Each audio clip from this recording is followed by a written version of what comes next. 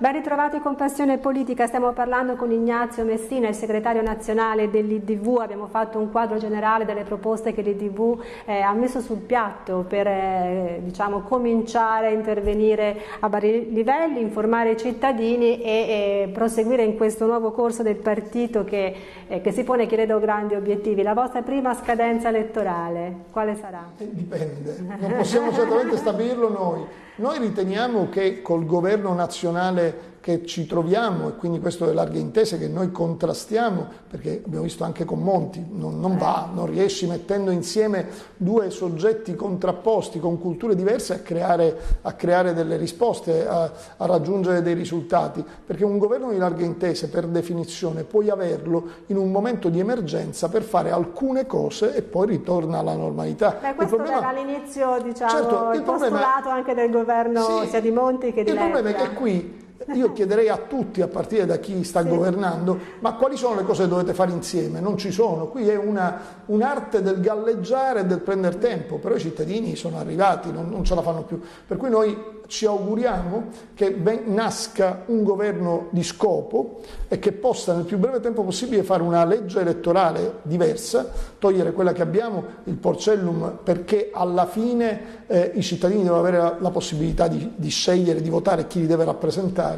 che abbia al suo interno un premio di maggioranza che garantisca la governabilità. Io penso alla legge per l'elezione dei sindaci, dei presidenti di regione. Alla fine l'elezione diretta comunque ti porta ad avere una maggioranza che ti consente di governare. Governi per 5 anni, poi alla fine renderai conto agli elettori, è come chi si presenta agli esami, no? Alla fine studi per 5 anni, ti presenti al tuo professore che sono i tuoi elettori, se ho governato bene mi rieleggi, se no torno a casa. E quindi questo va fatto. La legge di stabilità, perché il bilancio credo vada fatto, ma la priorità della legge elettorale è subito al voto. Se è così le prime elezioni sarebbero quelle nazionali e noi per quelle lavoriamo. Ne ho parlato anche col segretario nazionale del Partito Democratico, e poi il partito che ovviamente è il partito leader del centro-sinistra, per lavorare a una coalizione che sia diversa dalle larghe intese, alternativa al centrodestra e che punti a un governo della legalità, della questione morale,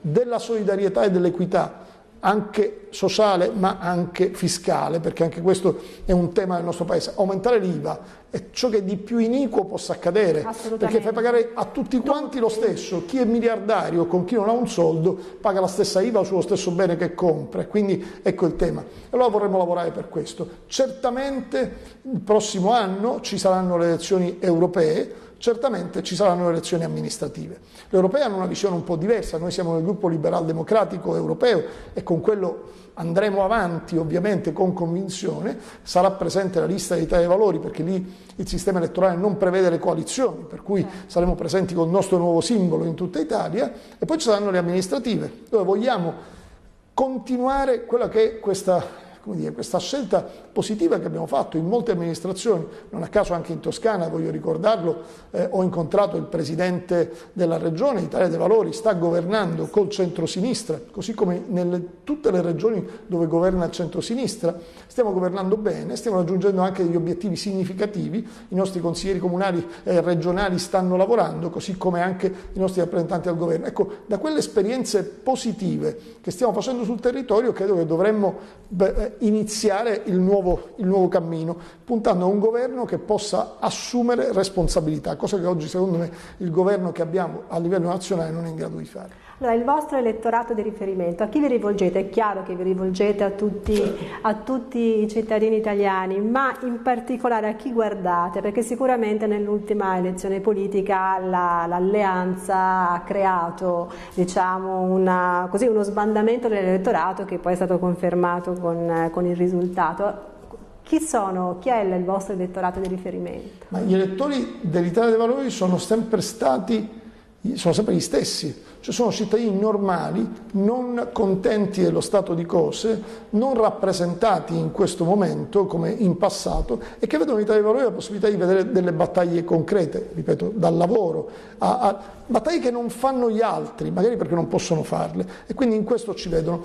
La scelta di rivoluzione civile, devo dire, è stata una non scelta, questa è la realtà, quindi non è che noi abbiamo non puntato a un qualche elettorato, il problema lì è stato che noi abbiamo proposto all'elettorato ciò che non era proponibile, e cioè un comitato elettorale, non c'era la proposta politica, noi abbiamo sostanzialmente detto siamo partiti piccoli, forse non riusciamo a passare lo sbarramento, ci mettiamo insieme, se saltiamo il fosso ognuno per i fatti suoi. È chiaro che non è una proposta politica, discorso diverso, invece l'Italia dei Valori ha sempre fatto cose diverse e questo vuole tornare a fare.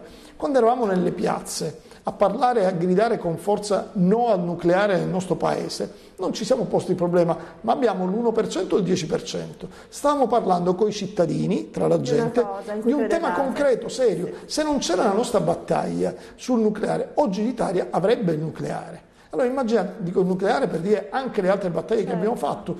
Allora abbiamo raccolto 1.200.000 firme per dire no a questa legge elettorale, per esempio, poi le hanno cestinate, però dico i cittadini erano lì. Allora noi vogliamo parlare alle persone normali, a chi non si sente rappresentato e a chi vede che questo paese è governato nell'interesse di pochi, a salvaguardia di grandi patrimoni, grandi interessi e a danno di chi alla fine esce la mattina e non sa se può trovare ancora il suo posto di lavoro o l'ho perduto. Allora, abbiamo finito il tempo, però le faccio un'ultima domanda da un minuto.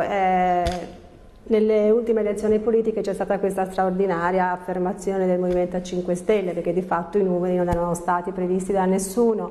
Perché un elettore che non si riconosce negli schieramenti principali dovrebbe votare per voi piuttosto che per il Movimento 5 Stelle, anche alla luce di quello che poi è successo nei mesi successivi alle elezioni, perché poi insomma quando si va in Parlamento qualcosa bisogna fare, no?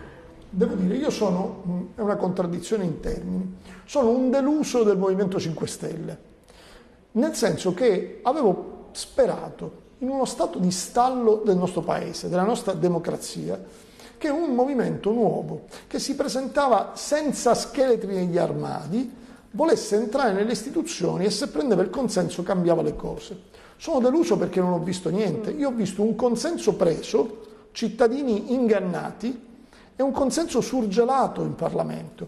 C'erano i numeri, il Movimento 5 Stelle aveva i numeri per cambiare le cose, per evitare le larghe intese e mettere dentro invece un governo diverso. Bastava chiedere, era banalissimo. D'altronde è inutile prendere in giro dicendo quando avrò il 51%, ho capito, ma in Italia non ce l'ha mai avuto nessuno, il 51% è meglio dire non governerò mai. Voi immaginate se il Movimento 5 Stelle con i numeri che aveva poteva chiedere il Ministero del Lavoro, il Ministero delle Riforme e il Ministero della Giustizia. Avrebbe cambiato il Paese. Hanno deciso di non farlo.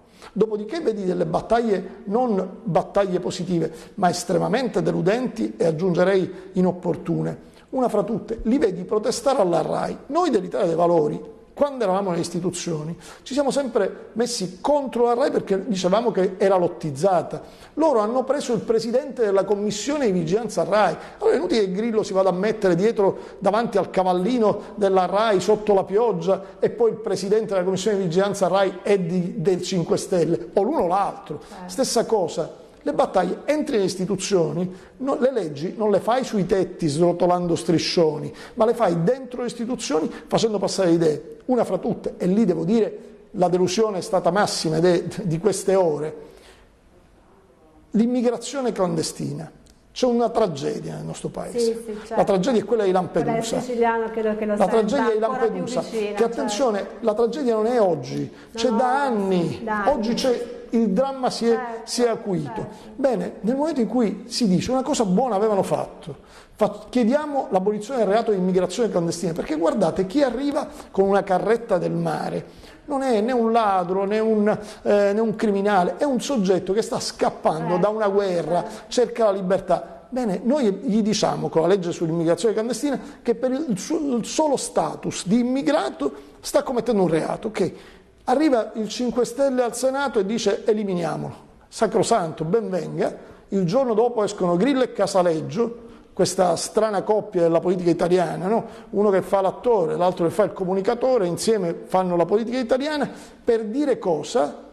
Ma sapete, se noi diciamo di levare il reato di immigrazione clandestina, la prossima volta non prendiamo voti e allora ritiriamo, e smentiscono i loro rappresentanti, che devo dire francamente, a meno che non reagiscano, fanno la fine dei burattini, perché se un senatore della Repubblica eletto non può esprimere il suo parere, che poi ti arriva da dietro le quinte qualcuno che tira i fili, non funziona. Ma infatti dei segnali di insofferenza ci sono ecco stati. Perché dico, molto probabilmente, dico quasi certamente, perché molti nostri elettori che abbiamo perso per errori che abbiamo fatto hanno votato il Movimento 5 Stelle. Io credo che quelle stesse persone, incrementate dagli altri, dicono no grazie, ma vogliono vedere chi fa le battaglie all'interno delle istituzioni, ma per provare a cambiare le cose, non per far finta di cambiarle. Allora io ringrazio tantissimo Ignazio Messina di essere stato con noi, è stato veramente molto interessante, grazie anche a voi per l'attenzione, buona serata. Grazie a voi e buon lavoro. Grazie.